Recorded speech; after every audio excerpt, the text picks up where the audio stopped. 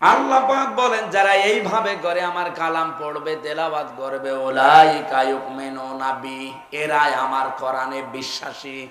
আপনি এই আয়াত অনুযায়ী বাংলাদেশে এবার মিলান, কোরআনে কারিমে বিশ্বাসী আল্লাহর বান্দা মুসলিম হাতে গোনা কয়জন পাবেন? অমাই ইয়াকফুর বিহি, কেউ যদি কুফরি করে, তার মানে চারটা বিষয় যারা মানে না, তারা যেন আমার কোরআনও মানে না। কোরআনে কারিম যদি কেউ না মানে সে কি?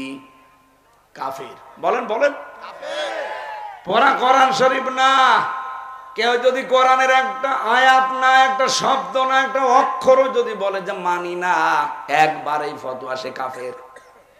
কথা বলেন না কেন? এই যে কাদিয়ানীদেরকে আমরা কাফের বলি, আপনি ঢাকার বক্সিবাজারে যান, ঢাকা আলিয়া মাদ্রাসার পাশে দেখবেন কাদিয়ানীদের মসজিদ আছে। আহমদিয়া জামাত বলে গেটে একজন বসে আছে, যারে তারে ঢুকতে দেয় না। যারা ওই দলের অনুসারী তাদেরকে ওই মসজিদে নামাজ পড়তে দেয়। ওরা আজানও আমাদের মতো দেয়, ওরা সূরা ফাতিহা দিয়েই নামাজ পড়ে, সূরা নাস ফালাক দিয়েই নামাজ পড়ে। এরপরও আমরা কাদিয়ানীদেরকে কাফের বলি। শুধু আমরা না, তামাম দুনিয়ার সব আলেমরা কাদিয়ানীদের কি বলে? এই এলাকায় কাদিয়ানী আছে? আমি চুয়াডাঙ্গার উথলি পেয়েছি কাদিয়ানীদের মসজিদ, দর্শনায় পেয়েছি কাদিয়ানীদের মসজিদ। ওদের সাথে মুসলমানেরা বিয়ে শাদী করে না। তার মানে আবু জেহেলের সাথে যেমন আত্মীয়তা করা মুসলমানের জন্য জায়েজ নেই, ওদের সাথেও। বলেন না কেন? আপনি কোনোদিন চিন্তা করেছেন কেন তারা আমাদের মতো আজান দেয়, আমাদের সূরা দিয়েই নামাজ পড়ে? ওরা সূরা ফাতিহা বাদ দিয়ে কি নতুন সূরা বানিয়েছে? না, সূরা ফাতিহায় পড়ে। কেন তাদেরকে কাফের বলা হয়? পুরা কোরআন শরীফের 6666টি আয়াত ওরা সবগুলোই বিশ্বাসও করে, কম বেশি মানেও। শুধুমাত্র সূরা আহজাবের 40 নম্বর আয়াতের 3 ভাগের 1 ভাগ মানেও না, বিশ্বাসও করে না। কোনটা? মা কানা মুহাম্মাদুন আবা আহাদিম মির রিজালিকুম ওয়ালাকির রাসূলুল্লাহ ওয়া খাতামান নাবিয়্যিন। কত বড় আয়াত দেখেছেন? ওরা মা কানা মুহাম্মাদ ঠিক আছে মানি, আবা আহাদিম মির রিজালিকুম মানি। কি বললাম এই আয়াতে? মুহাম্মদ সাল্লাল্লাহু আলাইহি সাল্লাম এই পৃথিবীতে কোনো অ্যাডাল্ট পুরুষের পিতা ছিলেন না। হ্যাঁ, উনি পুরুষের পিতা ছিলেন, কিন্তু অ্যাডাল্ট, সামর্থ্যবান, মানে যারা শক্তিশালী বড় যারা, এদের পিতা তিনি ছিলেন না। তিনি ছিলেন সিবিয়ান, ছোট বাচ্চাদের। এই জন্য নবীজির 3টা সন্তান, একটাও বড় হতে দেয়নি, আল্লাহ ছোটকালে নিয়ে নিয়েছে। এই কোরআনের আয়াতে যদি আল্লাহ সিবিয়ান দিতেন, পৃথিবীর কত মানুষ যে ভুল ধরতো আপনি জানেন। আমার আগে কে যেন কথা বলছিল, ইলিয়াসুর রহমান ভাই, আমি নামাজের পরে বসে বসে কয়েকটা কথা শুনেছি। তাফসির করার জন্য যে 17টা জিনিস সামনে রাখা লাগে, সেগুলো সামনে রাখলে আপনি তাফসির বুঝবেন। হয়তো কাদেরী সাহেব বুঝতে পারে, সভাপতি আলেম কিনা আমি জানি না। এই ধাঁচের হওয়া লাগবে, সেগুলো সেমিনার হলে ভালো হয়। এখানে 12 বাপের 13 ছেলে বসে আছে, এমনও লোক বসে আছে ওর পেটে বম মারলেও ও আলিফ বলতে পারবে না, এরকম মানুষ নেই? এখন ওরে যদি আমি তাফসিরের ওই 17টা কায়দা, উসুলে তাফসিরের নিয়ম একটা একটা করে বলি, ও বলবে যে আমি বাড়ি চলে গেলাম।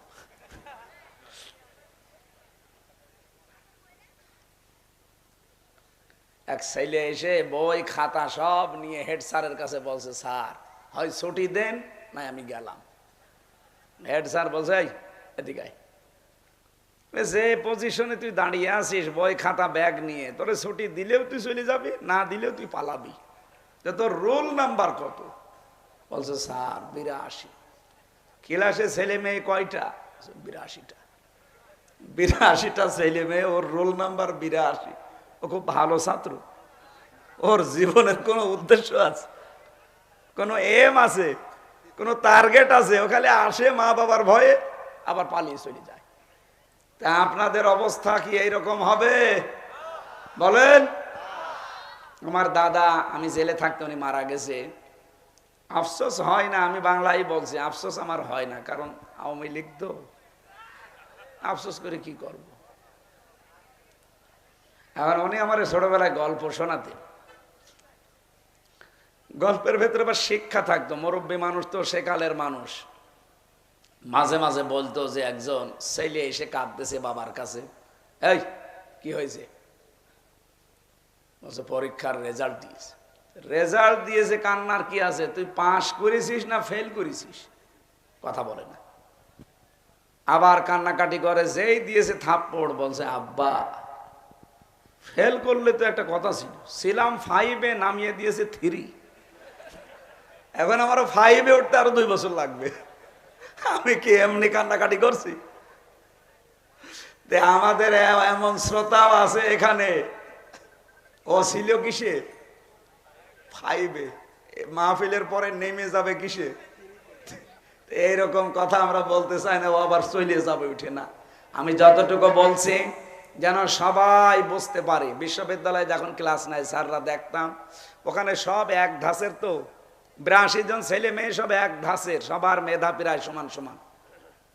ওখানে ক্লাস নেওয়া, যোগ্যতা লাগবে, ক্লাস নেওয়া সহজ, সবাই তা ধরে শুনি আর বোঝার চেষ্টা করে। এখানে কি সবাই এরকম? ওই যে কত মানুষ গল্প করছে দেখছেন, এখনো পর্যন্ত অনেকে চার দোকানে বসে বসে পান আড়াচ্ছে আর কি গ্যাজানো গ্যাজাচ্ছে। আপনি যান এখন দেখেন কি গ্যাজানো গ্যাজাচ্ছে। ওর পেটে বম মারেন, ও যদি সূরা ফাতিহা শুদ্ধ করে পড়তে পারে, ওরা আমি মিষ্টি খাওয়াবো। অথচ চার দোকানে বসে চা খাচ্ছে, বিড়ি খাচ্ছে আর গ্যাজাচ্ছে যে হ্যাঁ এ কি তাফসির হচ্ছে না রাজনীতি হচ্ছে? হ্যাঁ কথা বলেন না কেন? বিশ্বাস না হলে চলেন, আমি এটা রেখে যাচ্ছি, চলেন আমি হাতে নাতে ধরবো।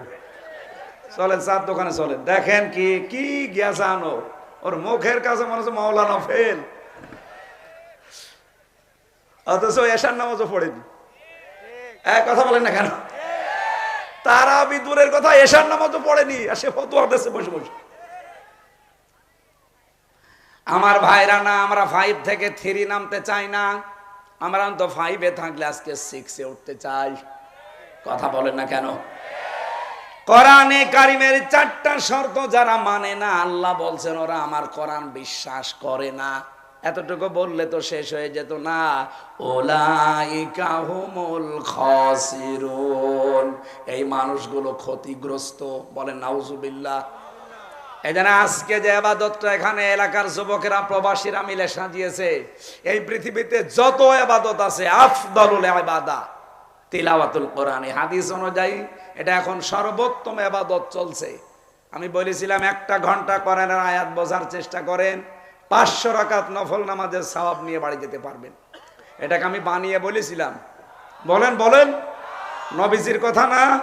সুতরাং আমি সহ যারাই বসে আছে, যেহেতু সেহরি আছে এজন্য আমার খেয়াল আছে, আমি চেষ্টা চালাবো খুব তাড়াতাড়ি আয়াতের মর্মবাণীগুলো বোঝানোর। সূরা বাকারার 185 নাম্বার আয়াত, একটা অংশ পড়েছি।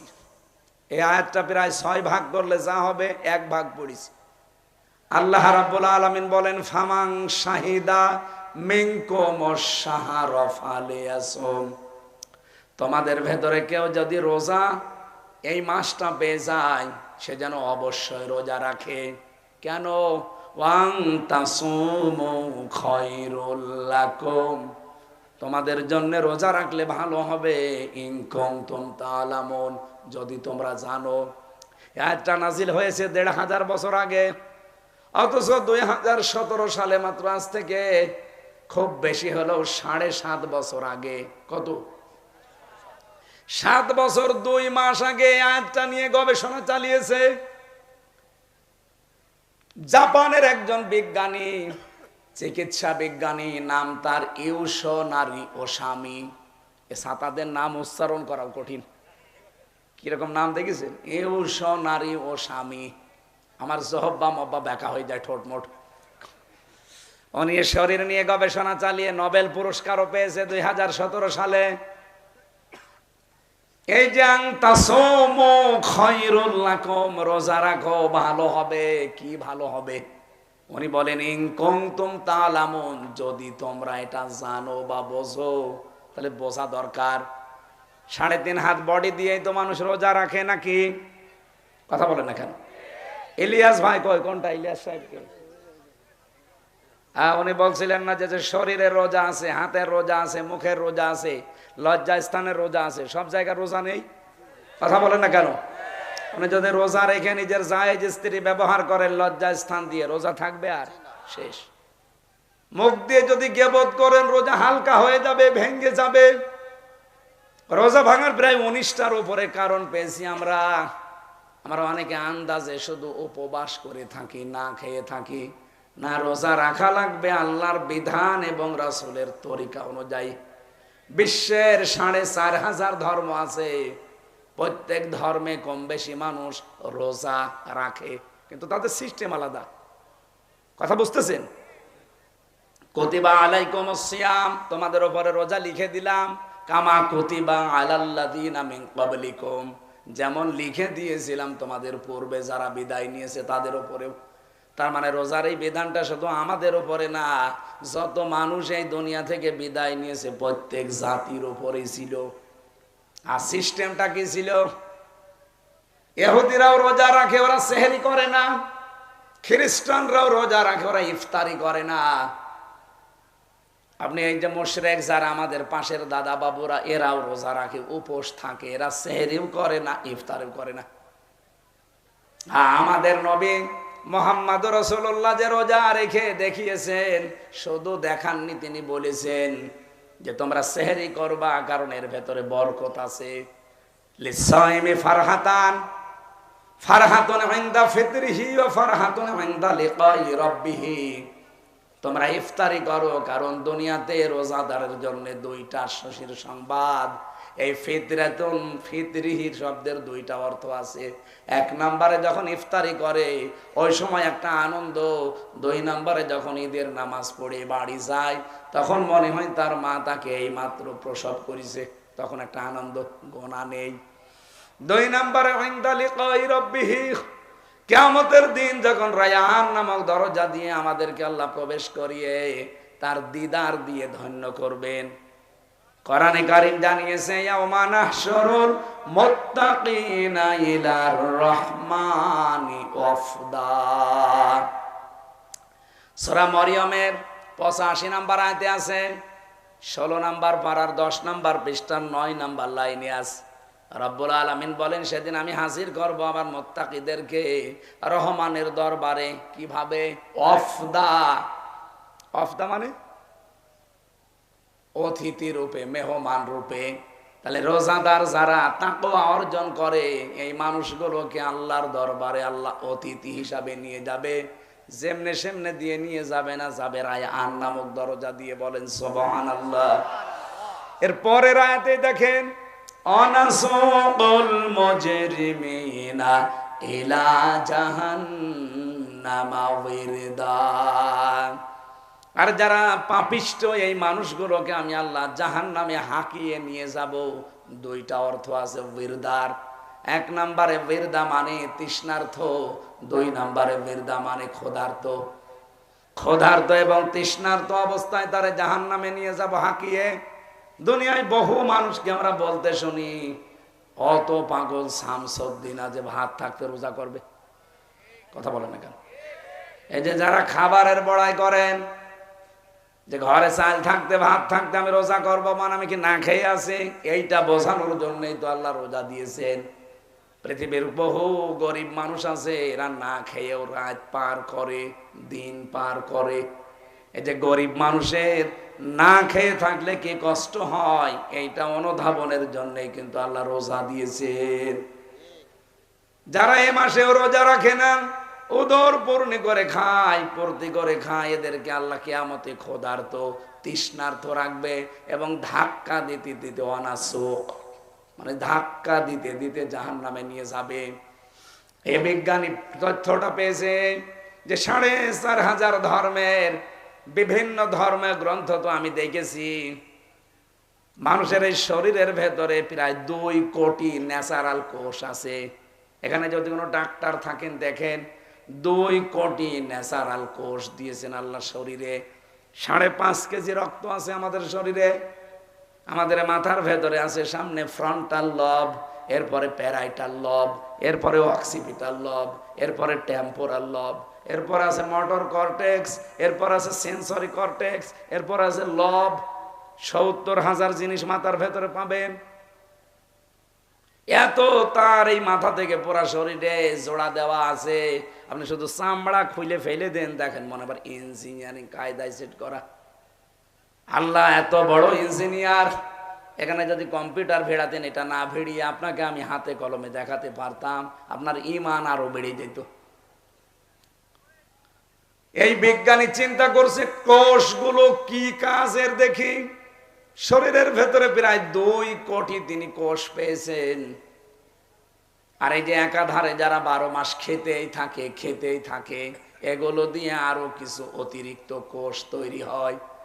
ন্যাচারাল্লাহ যেগুলো দিয়েছেন প্রাকৃতিক ভাবে, ওইগুলো বাদ দিয়ে যদি কিছু বৃদ্ধি হয় শরীরে, ওইটার দ্বারা শুধু বৃদ্ধি হয়ে ক্ষান্ত হয় না, আরো 2টা জিনিস তৈরি করে। 1 নম্বরে টিউমার, 2 নম্বরে ক্যান্সার। কথা বুঝতেছেন? যারা শরীরের ভেতরে 2 কোটির উপরে কোষ বৃদ্ধি হতে থাকে, তাদের শরীরে 2টা রোগ বাসা বাঁধে।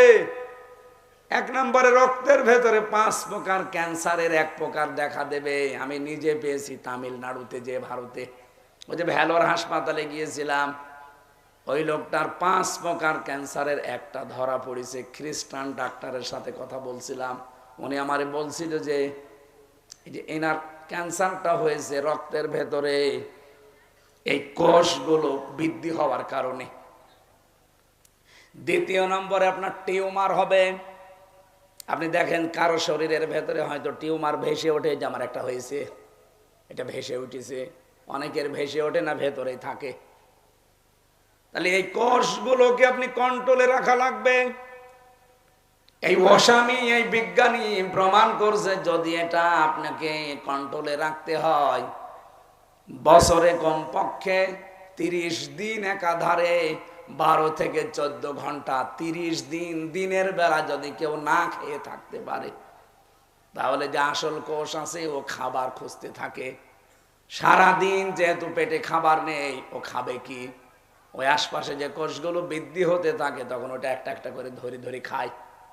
30 দিনের ভেতরে পোড়াটা খেয়ে সাবাড় করে ফেলে, আর একটা কোষও বাকি থাকে না। এ বিজ্ঞানী 4,500 ধর্মগ্রন্থ মিলিয়েছে একটা একটা করে।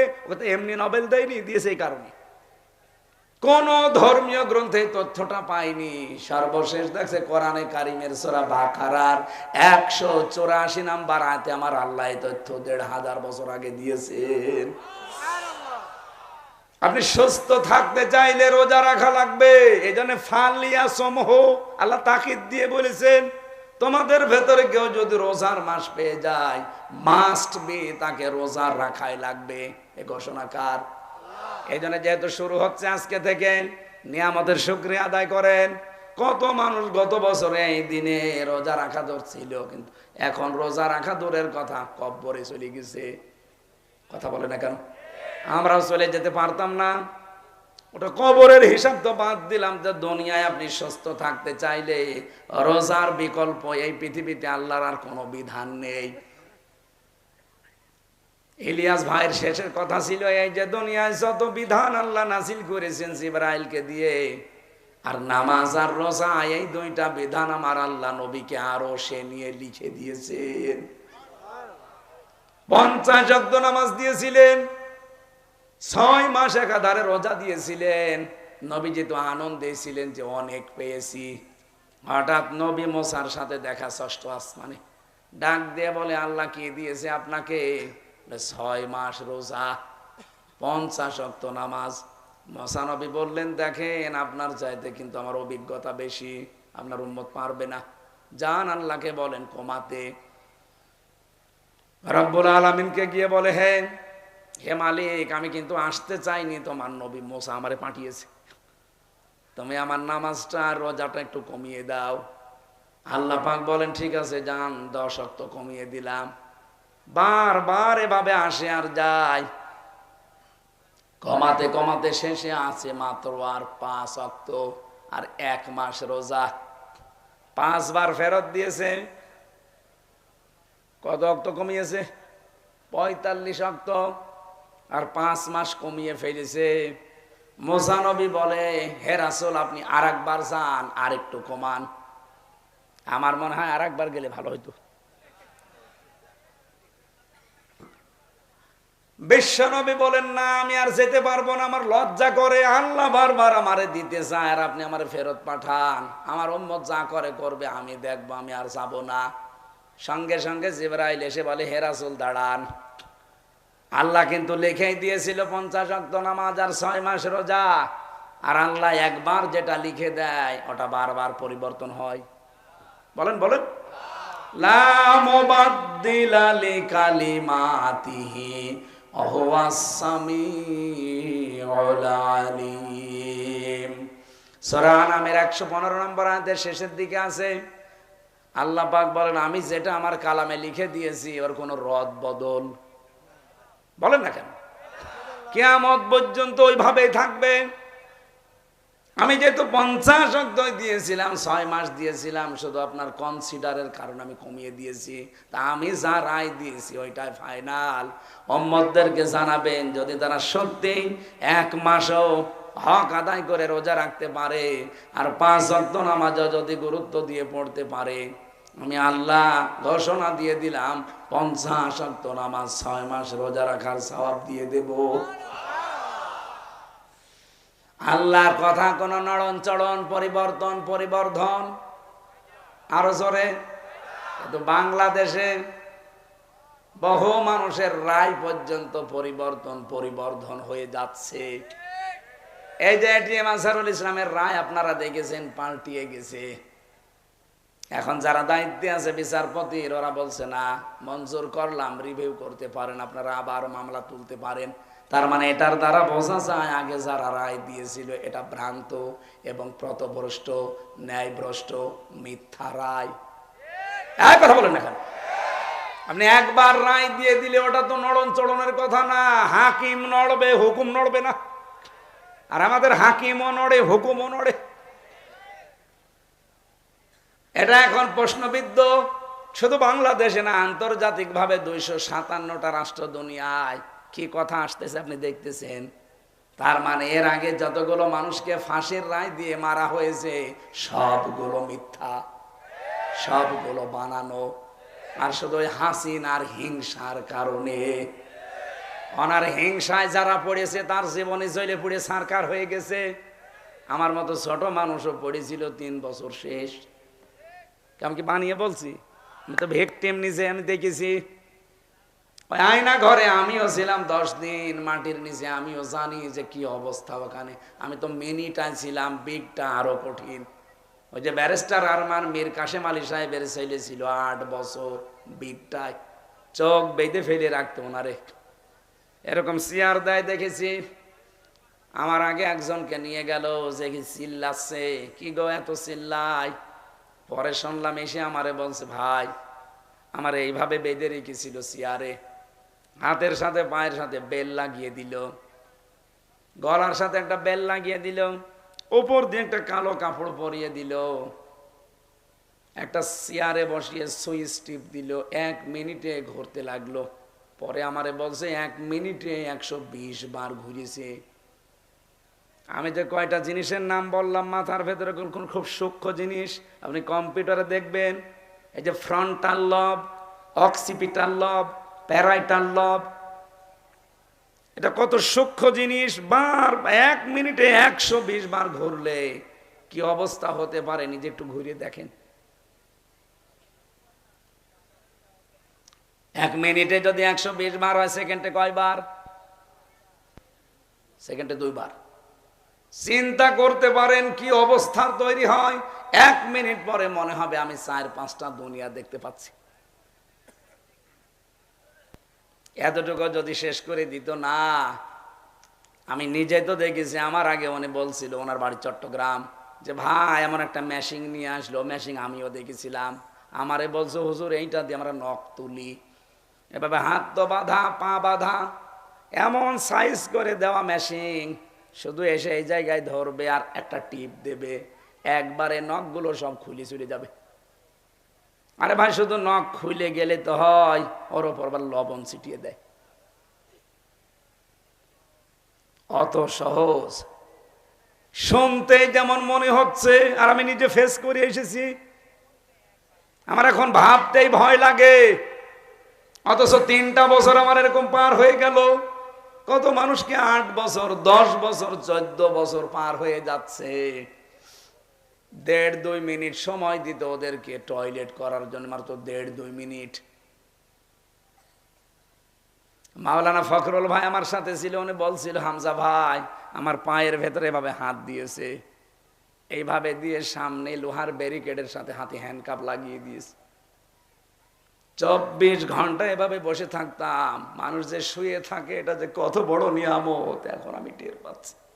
ওনারা আবার দিয়েছিল আমার সাথে ফাঁসির কন্ডেম ছেলে, আমি দেখেছি লোকটা এভাবে বলতো আর কান্নাকাটি করতো, বলে হামজা ভাই মানুষ যে শুয়ে থাকে এটা যে কত বড় নিয়ামত মানুষ জানে না, আমি জানি। দেখতাম মাঝে মাঝে ওই কন্ডেম ছেলে, এমনি তো ছোট, হাত পা ছেড়ে দিয়ে মেলিয়ে মনে হচ্ছে একেবারে গরুর মতো শুয়ে আস। কি ভাই আপনি এভাবে থাকেন?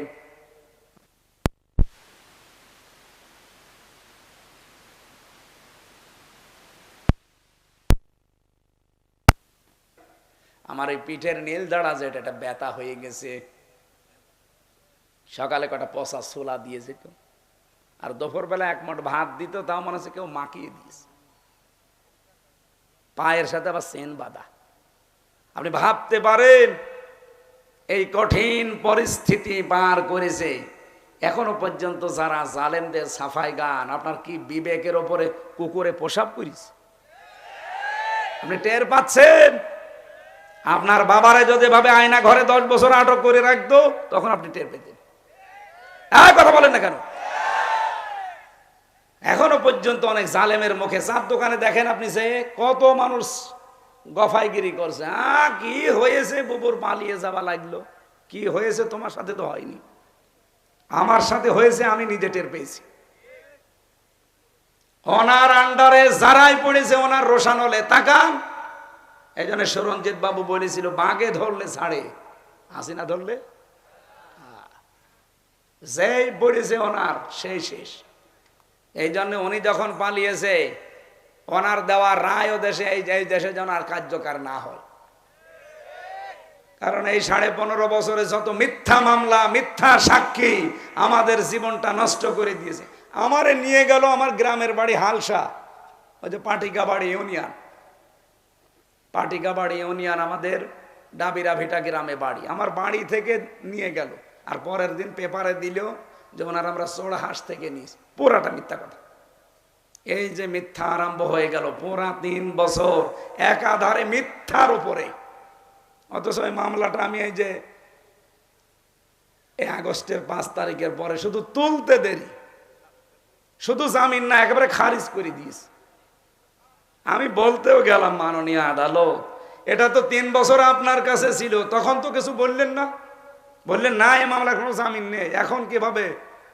হুজুর আমার হাত বাঁধা ছিল। কি ছিল? আমার হাত বাঁধা ছিল, এখন আর আমার হাত বাঁধা নেই, এখন হাত খোলা আছে। আমি দেখতে পাচ্ছি যে এর ভেতরে কোনো মাল নেই, কি দিয়ে বিচার করব? জান, শুধু জামিন না খারিজ করে দিলাম আপনাকে। আমরাও চাই বাংলাদেশে আগামীতে কিয়ামত পর্যন্ত, কারা কারা চান দেখে লিল্লাহে তাকবীর।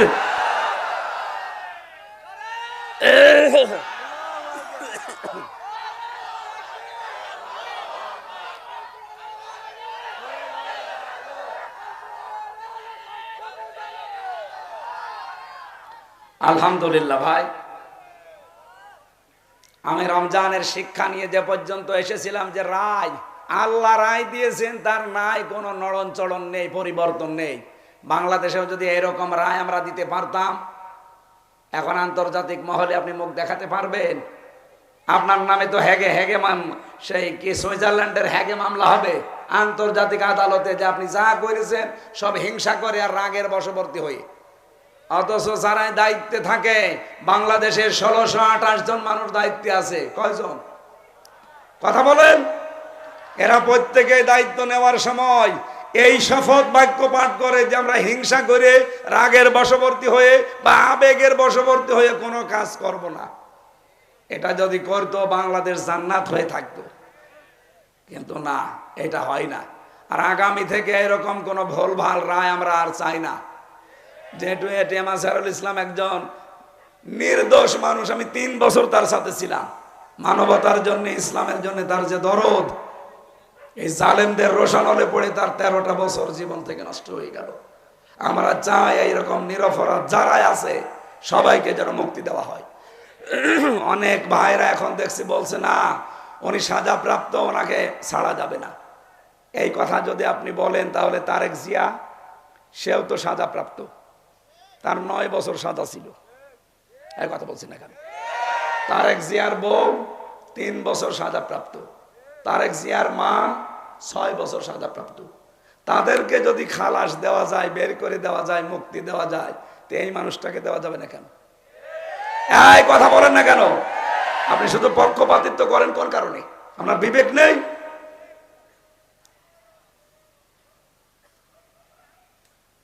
আল্লাহ রাব্বুল আলামিন বলেন, হে নবী, আমি 6 মাসের পরিবর্তে 1 মাস আপনার কনসিডারের কারণে দিয়েছি, কিন্তু আমার রায় ছিল 6 মাস। যান, 1 মাসই করবেন, কিন্তু 6 মাসের সওয়াব পাবেন। আমরা যেহেতু সেই মাস আরম্ভ করছি, আজকে থেকে কেউ যেন রোজা বাদ দেবেন না। মেয়েদের কিন্তু নামাজ মাফ হয়ে যায়, শরীর খারাপ হলে আর পড়া লাগে না, পরবর্তীতে কাজাও করা লাগে না। কিন্তু কোন মানুষ যদি, এই যে মেয়েরা যাদের শরীর খারাপ হয় 3 দিন, 5 দিন, 7 দিন, 10 দিন, এই রোজার পরবর্তীতে রাখা লাগবে না। বলেন বলেন। আপনি 11 মাসের ভেতরে 3টা, 5টা, 7টা রোজা করে দেবেন, যে কয়টা ভেঙে গেছে। তাহলে নামাজের চাইতেও রোজা গুরুত্বপূর্ণ, কম না বেশি? বলেন বলেন। নামাজ না পড়লে আর পরবর্তীতে পড়া লাগে না মেয়েদের, যেদিন শরীর খারাপ থাকে। অথচ রোজা শরীর খারাপ থাকলেও পরে করে দেওয়া লাগে। এই জন্য অনেক দামি জিনিস এটা। এর দাম বাড়ার পেছনে একটাই আল্লাহ কারণ দিয়েছেন, শাহরু রমাদান আল্লাযী উনজিলা ফীহিল কুরআন। আল্লাহ বলেন, এই সেই রমজান মাস, যে মাসে কোরআন নাযিল হয়েছে। আসলে বলেন তো, রমজান এই মাসটা কোরআন নাযিল হওয়ার আগে দুনিয়ায় ছিল না? বলেন বলেন, কতদিন আগে ছিল? ইন্না ইদ্দাতাশ শুহুরি ইনদাল্লাহি 12 শাহরান ফি কিতাবিল্লাহ ইয়াওমা খালাকাস সামাওয়াতি ওয়াল আরদা মিনহা আরবাআতুন হুরুম। এটা সূরা তাওবার 36 নম্বর আয়াতে পাবেন, প্রথম অংশে। আল্লাহ বলেন, আমি যেদিন আসমান আর জমিন তৈরি করি, ওই দিন আমার কিতাবে 12টা মাসের নাম আমি লিখে দিয়েছিলাম। তার মানে রমজান এ 12 মাসের মধ্যে 1 মাস। 1 মাস না? এই রমজান, এই নামটা আল্লাহর কিতাবে আল্লাহ কোন দিন লিখেছেন? যেদিন আসমান জমিন তৈরি করেন ওই দিন। চিন্তা করতে পারেন রমজানের বয়স কত দিন? রমজানের বয়স কি 1500 বছর? কত বছর কেউ জানে না। আসমান আর জমিন যেই দিন তৈরি হয়েছে ওই দিনই আল্লাহ লিপিবদ্ধ করে দিয়েছেন তার কিতাবে রমজান। কিন্তু এর দাম আগে ছিল না। আগে ছিল সফরের মতো, রবিউল আওয়ালের মতো, রজবের মতো, শাবানের মতো। কিন্তু রমজান আসার পরে কোরআন নাজিল হয়েছে, আল্লাহ পাক রমজানের দাম এত বাড়িয়ে দিয়েছেন। মাগরিব পর্যন্ত যদি আপনি সুবহানাল্লাহ ৭০ বার পড়তেন যে সওয়াব পেতেন, মাগরিবের পর থেকে আবার 30 রোজার ওই চাঁদ ওঠা পর্যন্ত একবার সুবহানাল্লাহ পড়লে এরকম ৭০ বার সওয়াব পাবেন। একটাই মাত্র কারণ, কোরআন। জোরে বলেন কি? আরো জোরে।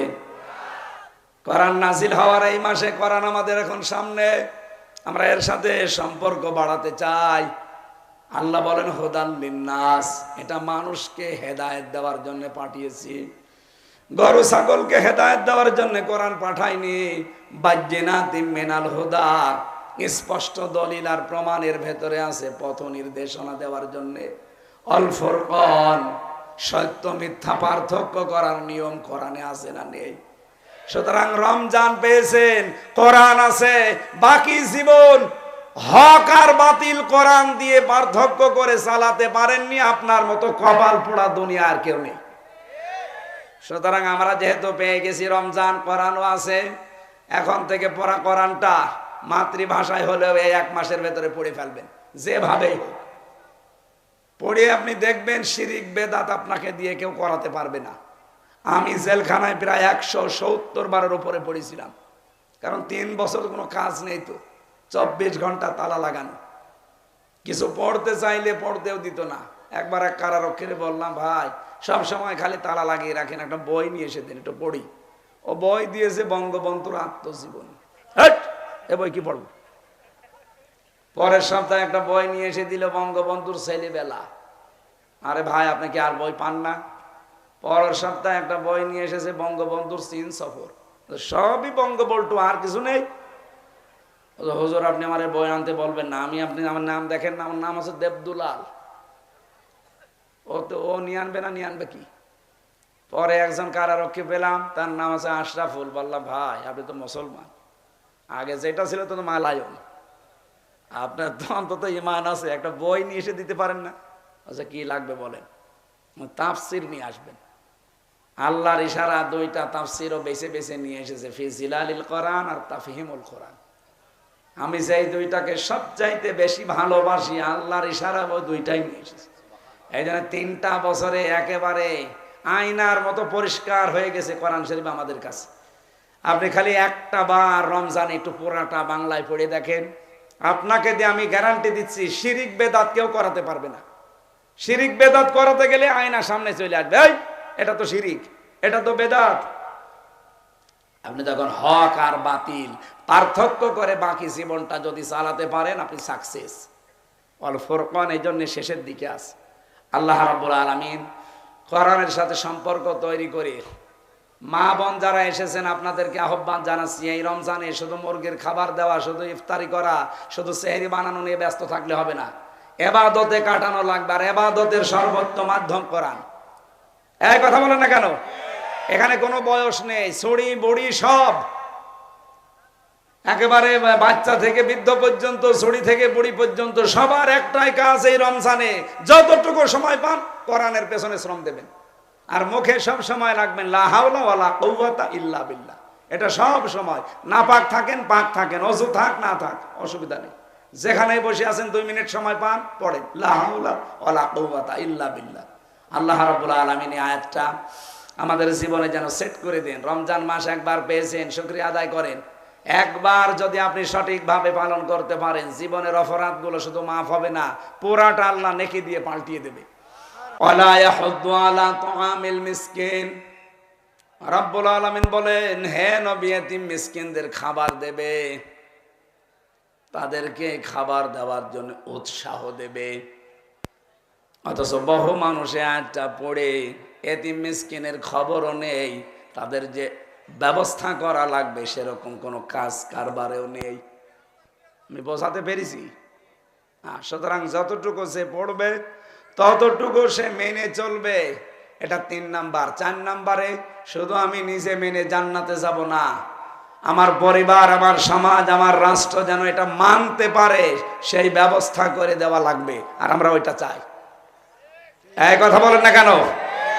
আল্লামা দেলাওয়ার হোসাইন সাইদি রহমতুল্লাহ আলাইহে, উনি যদি কোরআন শরীফ শুদ্ধ করে পড়তেন, বুঝতেন, নিজে মেনে চলতেন, ওনার 13 বছর না 13 দিনও জেল খাটা লাগতো না।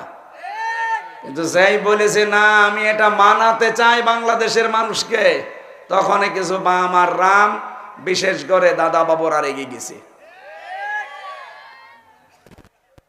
আপনি কি মনে করছেন উনি কোরআন শরীফ শুদ্ধ করে পড়তো, উনি বুঝতো, সুন্দর গলায় তাফসির করতো, এই জন্য ওনারা 13 বছর আটক করে রেখেছিল? না, দাদারা যাতে মাতাল হলো তাহলে ঠিক আছে। ওরা দেখতে পেয়েছে যে এই দেশে কোরআন ও মানাতে চায়, আর কোরআন যদি সবাই মানতে চায় তখন আমরা যে শয়তানি করি এটা মানুষ বুঝে ফেলবে। এই কারণে ওনারে আটক করে রেখেছিল। যে মামলাগুলো ওনার নামে দিয়েছে আপনারা দেখেছেন, সর্বশেষ মামলা ছিল ধর্ষণের মামলা। যেই মহিলাকে সাজিয়ে নিয়ে এসেছিল পিরোজপুর থেকে, ওই মহিলাকে অ্যাডভোকেট তাজুল ইসলাম জিজ্ঞাসা করছে আদালতে, যে মেয়ে মাওলানা সাইদি তোমাকে ধর্ষণ করেছে? বলছে জি হ্যাঁ। তোমার জন্ম তারিখ কত? বলছে 1975। তোমার ধর্ষিতা হয়েছে কত সালে? 1971। উনি বলেছিল যে মাননীয় আদালত আপনি পয়েন্টটা একটু নোট করেন, ওই মহিলার জন্ম 75-এ, ওরে ধর্ষিতা হয়েছে 71-এ। ওটা কি রোহের জগতে? ওই দিনই মামলা ঢিসমিস হয়ে যাওয়ার কথা না? হয়েছে না। বিচারপতির দায়িত্বে যারা ছিল তাদের ভেতরে একজন ছিল কালা মানিক, ওই যে বিসি উড়ে গেছে এইটা। এই শয়তান আফসোস করে বলেছিল যে মাওলানা সাইদের ফাঁসি দিতে পারলাম না, এটা আমার জীবনের আফসোস। আল্লাহ এখন পুরাটা উল্টিয়ে দেয়নি? এই কথা বলেন না কেন?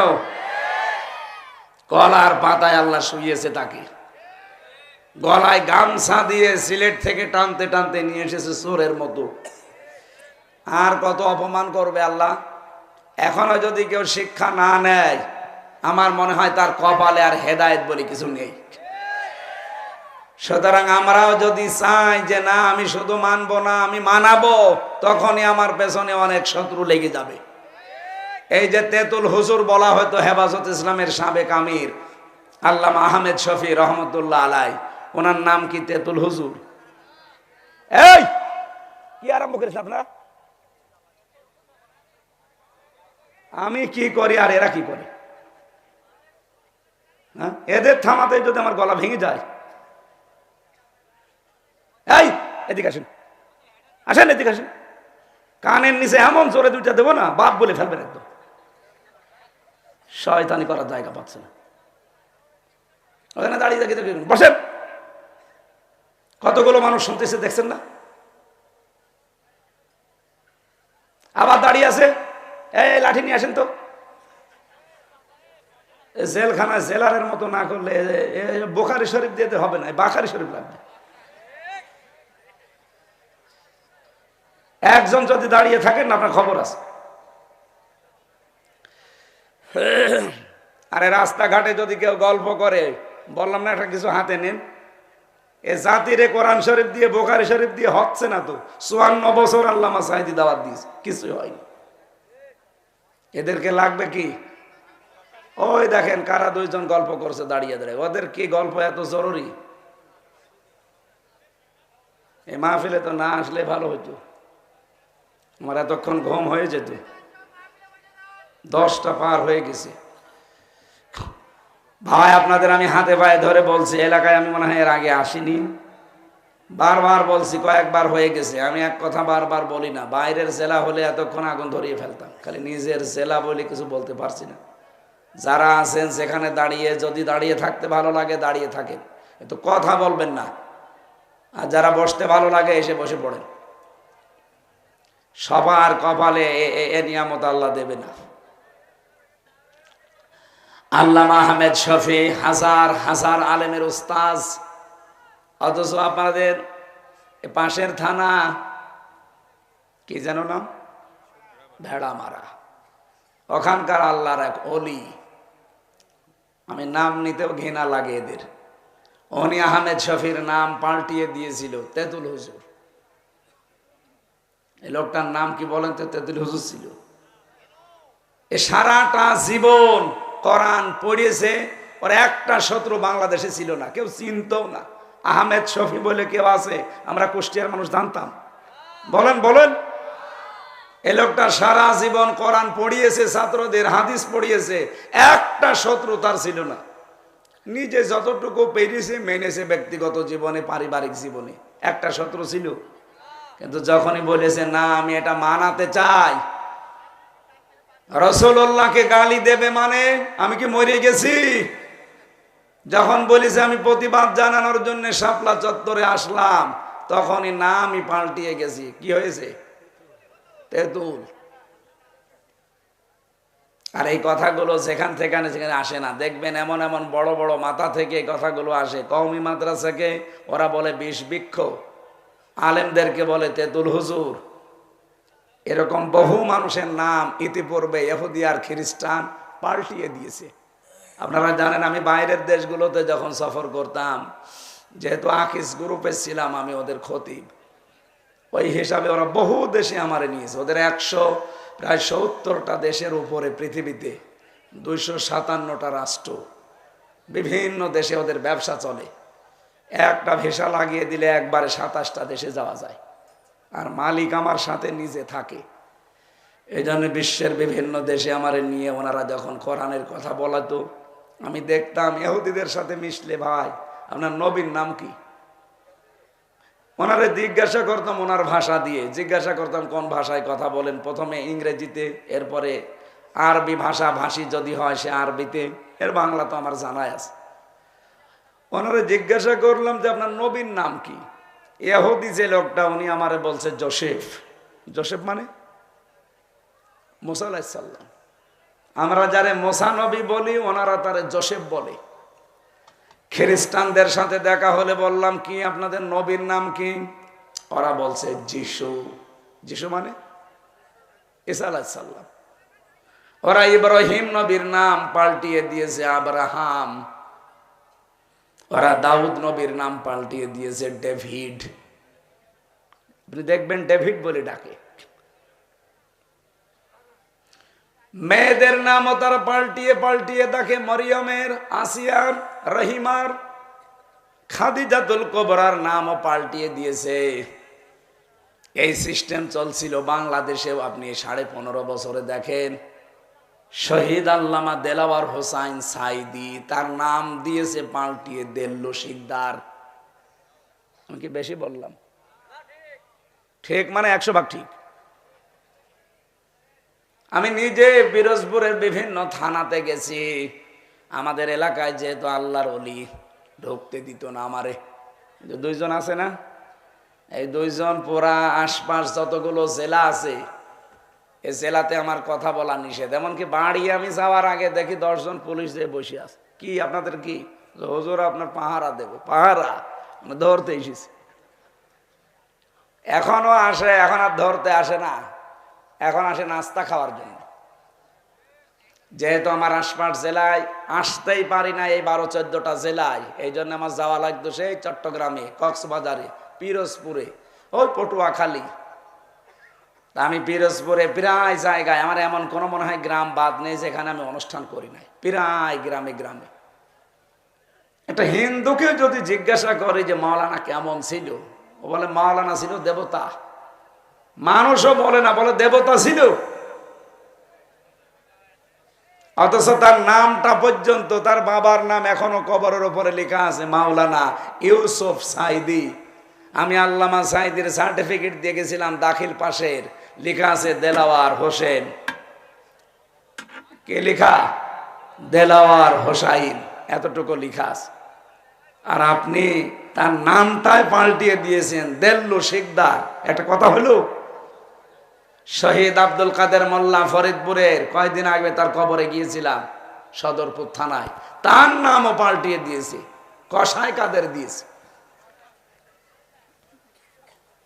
আমার নামটাও পাল্টিয়ে দিয়েছিল, পিসকে হুজুর বলে ডাকতো আমারে। আমি কি পিসকে? আমার বয়স নাই, ঠিক আছে, আমি 92 সালে জন্মগ্রহণ করেছি, এখন আমার 33 বছর। কত? আমারে পিসকে বললে মানা যায়, অসুবিধা নেই।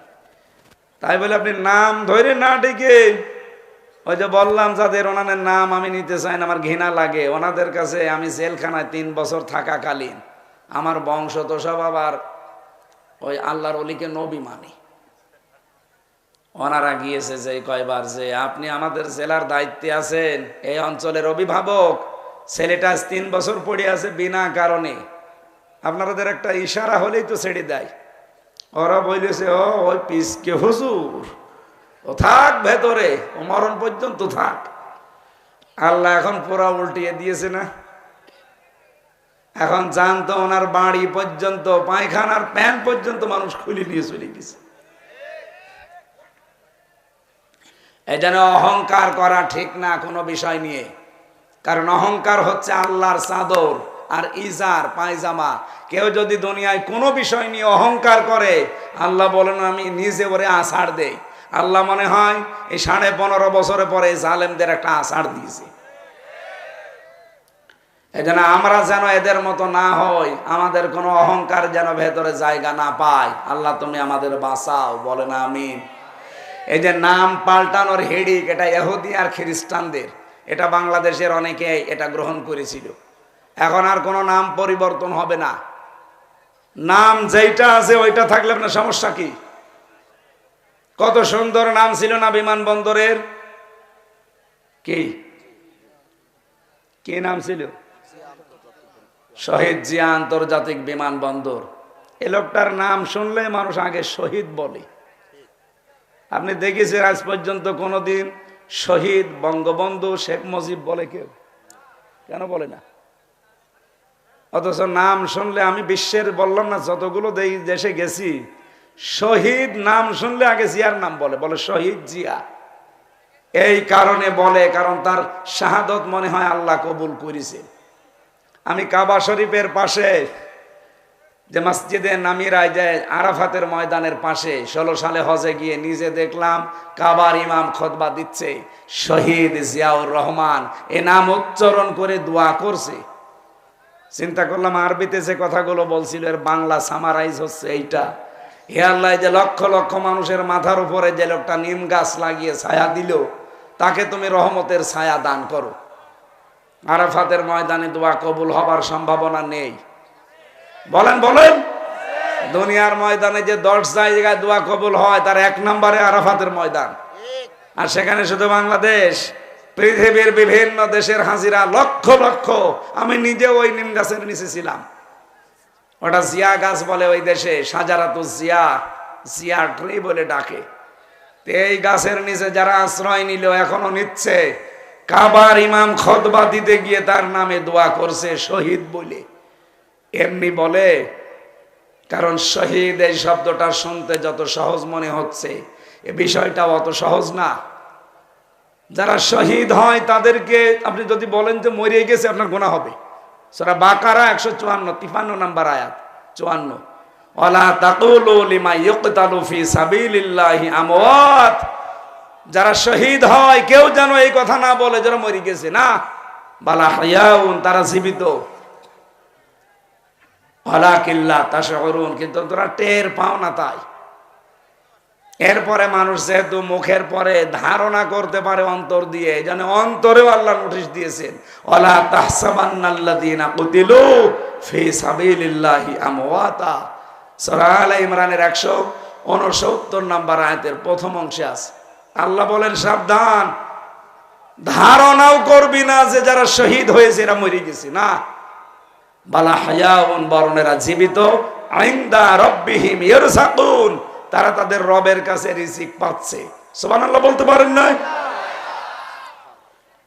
এই জন্য যারা শহীদ হয়েছে এই মানুষগুলোকে কখনো ভাববেন না যে এমনি মরে গেছে।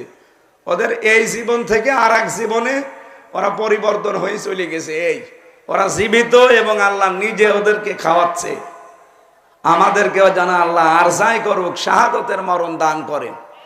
3টা বছর জেলখানায় ফাঁসির ওই কন্ডেম ছেলে আমি 24 ঘন্টা তালা লাগানো ছিলাম। 3 বছরই আমার প্রতিদিনের দোয়া ছিল, আল্লাহ যাই করো আমাকে শাহাদতের মরণ দিও।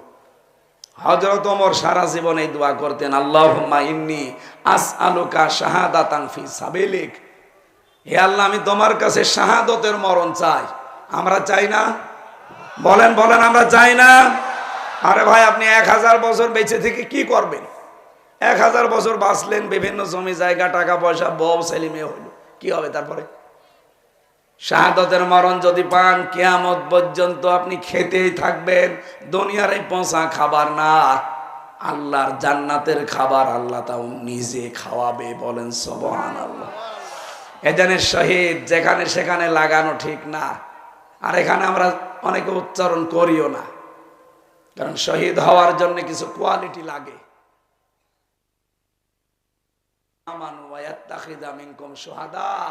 তোমাদের ভেতরে যার ঈমান এবং অ্যাক্টিভিটিস কর্মকাণ্ড আমি আল্লাহর পছন্দ হয়, তাদেরকে আমি সাধারণ মরণ দেই না। সাধারণভাবে মরলে তো কবরে থাকবে, ঘুমিয়ে থাকবে। ওদেরকে আমি আল্লাহ শাহাদতের মরণ দিয়ে ধন্য করি। মরতে দেরি, ওরা তো জীবিত, আমি আল্লাহর কাছে কিয়ামত পর্যন্ত খেতেই থাকবে। জোরে বলেন সুবহানাল্লাহ। 2024 সালে যারা শাহাদতের মরণ পেল, অন্যায় ভাবে যাদেরকে মেরে ফেলেছে এই জালেমরা, সবাইকে আল্লাহ শাহাদতের মর্যাদা দান করেন, বলেন আমিন। আমি অন্য প্রসঙ্গে গিয়েছিলাম একটু আপনাদের কারণে, আমি আবার ফিরে আসতেছি। কোরআন বিশ্বাস করে আল্লাহর ভাষায় তারা যারা এই 4টা হক আদায় করে চলবে। এই হকগুলো আদায় করতে গেলে যদি কেউ বাধা হয়ে দাঁড়ায়, ওই বাধা মানা যাবে? শুদ্ধ করে কোরআন পড়বো, কেউ যদি বলে না পড়া যাবে না, মানা যাবে? বলেন বলেন। 2 নম্বরে যদি বলি না আমি শুদ্ধ করে শুধু পড়বো না, আমি এটা নিজে বুঝতে চাই, কেউ যদি বলে বোঝা যাবে না, পরে মানা যাবে? 3 নম্বরে আমি মানতে চাই, কেউ যদি বলে মানা যাবে না, পরে মানা যাবে? 4 নম্বরে যদি বলি না আমি নিজে না, আমি মানাতে চাই, এখানে যদি কেউ বাধা হয়ে দাঁড়ায়, মানা যাবে না? এবার আর আওয়াজ নেই। যাতে মাতাল হলো তাহলে ঠিক আছে। তো কুষ্টিয়ার লোক তো এত লালন ভক্ত, সব বাইরের জেলাগুলোতে মুখ পায় না গিয়ে। কারণ সারা বাংলাদেশের এই একটাই মাত্র নির্ভেজাল জায়গা যেখানে পুলিশ পাহারা দিয়ে গাঁজা খাওয়ায়। এত নিরাপদ জায়গা আর দুনিয়ায় নেই। আজকের আয়োজন রমজান মাস না হলে, সেহেরি সামনে না থাকলে তাহাজ্জুদের নামাজ আছে নাই আমি আরো চালাতাম। যেহেতু সামনে তাহাজ্জুদ পড়া লাগবে, এরপরে রমজানে সেহেরি খাওয়া লাগবে, আজকে থেকে শুরু। মা বোনদেরকে আলাদাভাবে আয়োজন করবেন দিনের বেলা তাদের জন্য। সামনে আবার এলাকায় যদি আসি কথা বলবো, কারণ চারিদিকে তাকিয়ে শেষ করা লাগছে এখন, নয়তো আমরা আরো চালাতে পারতাম। আর রমজান মাসে এভাবে হয় না রাতের বেলা। আল্লাহ আমাদের যতটুকু শোনার তৌফিক দিয়েছেন, মানারও যেন তৌফিক দেন, বলেন আমিন। আল্লাহুম্মা আমিন। লা ইলাহা ইল্লা আনতা সুবহানাক ইন্নী কুনতু মিনাজ জালিমিন।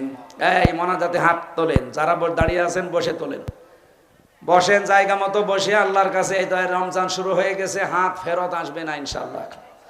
মাথা নিচু করেন, জীবনের অপরাধগুলো স্মরণ করেন। রব্বানা যালামনা আনফুসানা ওয়া ইল্লাম তাগফির লানা ওয়া তারহামনা লানাকুনান্না মিনাল খাসিরিন।